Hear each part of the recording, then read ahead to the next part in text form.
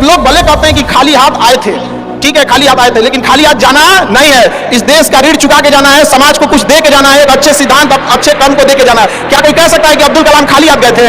नहीं खाली हाथ गए थे। विवेकानंद खाली हाथ गए थे? अंबेडकर साहब खाली हाथ गए? नहीं गए। तो इस देश में हम खाली हाथ जरूर आए थे, लेकिन इस देश का कर्ज उतारना है, खाली हाथ लौटना नहीं है। कुछ ऐसे सिद्धांत अपने साथ ही, कुछ अपने पीछे कुछ यादें छोड़ के जाना है, जिससे कि दुनिया याद कर सके हम लोग को। और हमेशा चीजों में ना अपनी ईमानदारी करिएगा। आप कितना ईमानदारी से काम करते हैं, कितना लगन से काम करते हैं, सफलता इसी चीज पे डिपेंड करती है। बाकी ऐसे चीजें कि भाई ये करना चाहिए, बस आप कितना समय दिए हैं किसी चीज को, कितनी ईमानदारी से किए हैं, ये मायने रखता है। आप किसी चीज को समय नहीं दीजिएगा, कभी सफल नहीं हो सकते। और एंटरप्रेन्योर और बिजनेस, इस सब की चीजों में एक चीज बहुत बड़ी डिलेमा होती है ना, कि सोचते बड़ी ज्यादा हैं लोग, प्लानिंग बहुत करते हैं। 6 महीना से उसका प्लानिंग चल रहा है। अरे भाई 6 महीना में कमवा शुरू किए रहते तो कुछ एक्सपीरियंस हो गया रहता, कुछ ठोकरें लगी होती, शुरू कर दो, चाहे जैसे करना है। यहाँ पर ऐसा थोड़ी हो सकता है कि एकदम फिनिश होकर काम करेगा। हर चीज, जमीन से कभी पेड़ नहीं निकल सकता, पौधा ही निकलेगा। आज सीखिए, क्योंकि अगर कल कोई शुरू करता है आपके बाद, तो आपके पास उससे एक दिन का एक्स्ट्रा एक्सपीरियंस रहेगा। और हमेशा याद रखिएगा, अकल बादाम खाने से नहीं, ठोकर खाने से आती है। जितना ज्यादा आप ठोकर खाएंगे उतने ज्यादा अकल आने वाली है। दुनिया का कोई इंसान जो सफल है कहते कि हमको ठोकर नहीं लगा है, या कोई कहते कि हम एक ही बार में आए हैं, कभी नहीं आ सकते हैं। यहाँ पर स्टार्टिंग कीजिए, यहाँ पे ज्यादा प्लानिंग के चक्कर में नहीं, कितना अच्छा प्लानिंग करके आइएगा ना, कुछ ना कुछ चीजें गड़बड़ होंगी। क्योंकि किताबी नॉलेज, ये मोटिवेशन, ये सब चीजें, ये एक अलग चीज है। धरातल पे उतर के जाइएगा ना तो अलग चीज है यहाँ पर। और कभी बिहार में आके देखिएगा तो एकदम में अलग मिलेगा।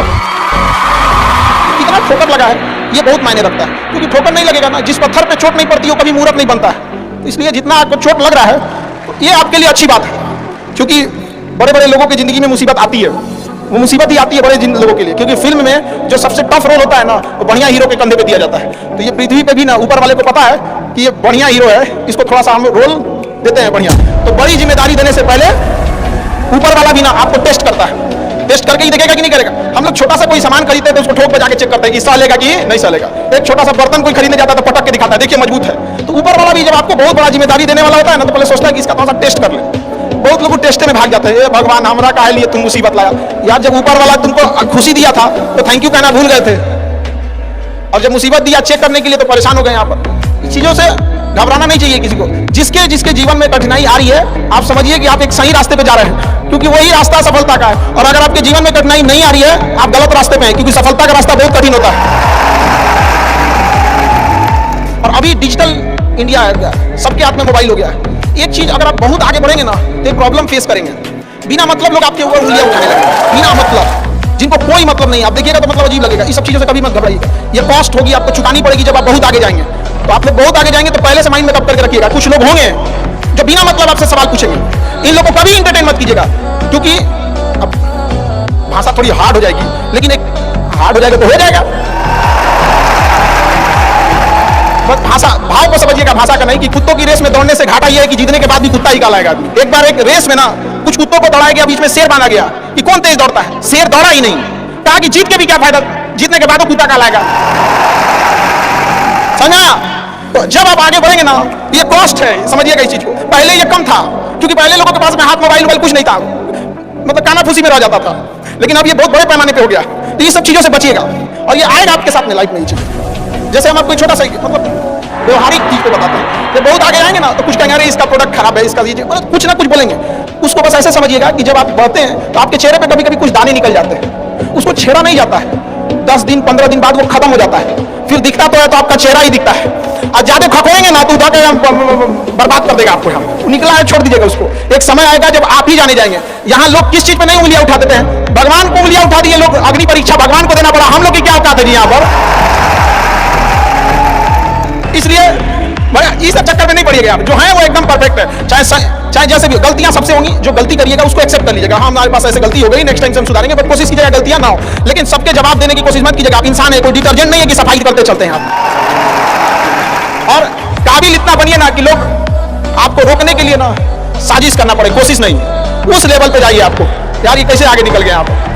आएंगी चीजों को हम लोग भी फेस किए हैं, आप लोग भी फेस करना होगा आपको। शुरुआत में सबको कॉस्ट चुकानी पड़ती है। और ना लोग कहते हैं कि सबके अंदर कोई यूनिक क्वालिटी होती है, इसको पहचानने का एक तरीका होता है। जब आप मुसीबत में फंसेंगे ना तो वही काम कीजिएगा जो आपको सबसे अच्छा आता है, सबसे अच्छा आता है। आप मुसीबत में फंसेंगे। हम लोग जब इंटर पास किए थे तो हम लोग के सामने फाइनल क्राइसिस आया था। सबसे पहले वेल्डिंग मारना चालू किया था, बिना किसी काम का किसी दुकान पर बैठ के वेल्डिंग मारते रहो। अरे सही भी मारते थे तो 4 को चीज सुना देता था, यार ऐसे नहीं, ऐसे होता है। क्या बात करते हैं, बढ़िया मारते थे और वही सुन लेता था आदमी यहाँ पे। फिर धीरे धीरे किसी को पढ़ाना धीरे धीरे चालू किया आदमी, कुछ दोस्तों ने कहा कि भाई तुम पढ़ाओ, ठीक पढ़ाता है, तो आदमी उधर चला गया। तो आपको भी पता है कि आप किस चीज में अच्छे हैं, तो धीरे धीरे अपने आप के अंदर वो पहचानिए, उसको सुधारने की कोशिश कीजिए और इधर उधर ज्यादा ध्यान नहीं दिया। मुसीबत आए तो अपने आप को एक बार थप्पा पाइएगा कि हाँ आप उस एलीट क्लास में हैं जिसके सामने मुसीबत आई है, और एक समय आएगा कि जब आप इस मुसीबत को पार कर जाएंगे, और एक समय आएगा कि जब यहाँ आके आप अभी अपनी संघर्ष की कहानी बताएंगे कि हम भी ऐसा थे। और हम आप सबसे यही उम्मीद करते हैं कि भगवान से भी हाथ जोड़कर यही दुआ मांगते हैं कि जितने लोग हैं देश के, सबको एक दिन अपनी कहानी सुनानी पड़े, क्योंकि यह देश वीरों की धरती है, वीरांगनाओं की धरती है। यहाँ पर हर बच्चा यहाँ का फौलाद है अपने आप में यहाँ पर। तो ये वक्त है अब ऋण चुकाने का। अब इस सदी में हमें अपना नहीं, अब इस देश का भी एक ऋण चुकाना होगा कि शायद पिछले जन्म में बहुत सौभाग्य, बहुत अच्छा काम किए होंगे तो हिंदुस्तान में जन्म लिए, वरना अगर जन्म के समय थोड़ा बहुत बॉर्डर क्रॉस करते ना, उधरिया हो जाते ना, अरे बाप रे बाप, क्या दुर्दशा होता जिसका कोई हद नहीं। यहाँ पे थोड़ा सा बस उधर खसक जाते तो। लेकिन ये हम लोग का सौभाग्य है। एक चीज हम लोगों ने गलती किया के बाद, हमने महिलाओं के पावर को ना अंडर एस्टिमेट कर दिया। हम लोग 1947 से जो पुरुष समाज है ये सोच रहा है कि देश को आगे ले जाने के लिए, अभी तक सोच ही रहा है। ये हम लोगों से गलतियां हुई हैं। अब लड़कियों को हमने जो साथ छोड़ दिया महिलाओं का ना, बस यकीन मानिए जिस दिन भारत देश की महिलाएं पुरुषों के साथ कदम से कदम मिला ली, 10 साल में देश की सूरत बदल जाएगी, दुनिया देखते रह जाएगी। यहाँ पर हम इस चीज को ज्यादा समझ सकते हैं क्योंकि हमारी खुद की बहन नहीं, अपनी बहन नहीं, लेकिन अभी भी हम अपना घर देखते हैं ना तो लगता है कि बहुत बड़ी कमी है। और अगर बहन रहती तो चीजों को अच्छे से समेट के रख सकती थी। तो इसलिए हम देखेंगे हमको इंडिया में सबसे ज्यादा राखी बांधी जाती है, पूरे हिंदुस्तान में सबसे ज्यादा राखी बांधी जाती है। नहीं था तो हमारे यहाँ माँ जी थे ना, तो कहे कि भगवान के भरोसे मत बैठो, क्या पता भगवान तेरे भरोसे बैठा लो। तो बहन नहीं थी तो क्या दिक्कत है, दुनिया में सबसे ज्यादा राखी बांधी गई। अब मतलब आप सोचते हैं कि अगली बार, अभी इस बार 7,500 राखी बांधी गई थी, 7,500। हर साल रक्षाबंधन के बाद, पहले ही रक्षाबंधन से पहले हमको एक डॉक्टर अपॉइंट करके रखना पड़ता है कि सर मेरा ना ब्लड रुक जाएगा, इतना राखी बांधी जाती है। तो आप एकदम ना स्टैंड बाई पे रेडी रहिएगा वहां पे। इतना राखी बांधने के बाद एक आदमी आता है मेरा हाथ उठाने वाला, वो हाथ लेके चलता है, हम ऐसे चलते रहते हैं।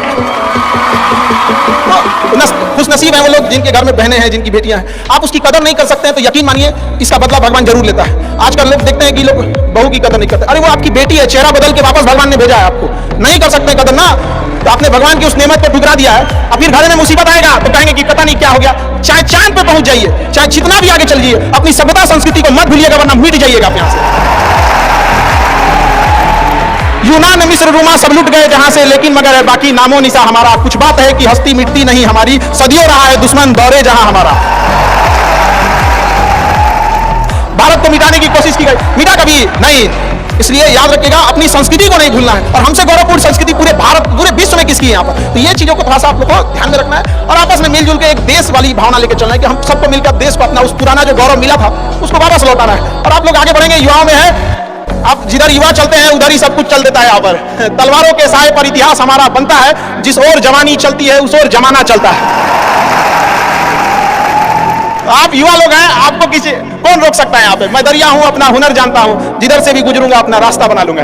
तो युवाओं में यही तो एक है, भले जेब खाली हो, जेब में गांधी हो या ना हो, दिल में एक आंधी होनी चाहिए।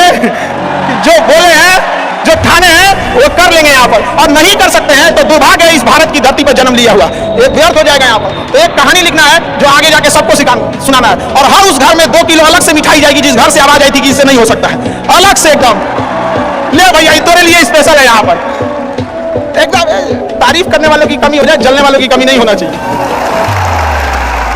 एकदम मिसाल बनिए आप सब लोग को, हमारा आप सब लोग को ढेर सारा शुभकामनाएं, दुआएं। आपके ठोकरें आएंगी, लगेंगी ठोकरें, उसी को ठोकर लगती है ना जो चलता है, जो सुतल है बेड पे, कौन सी का ठोकर लगने वाला है। और ठोकर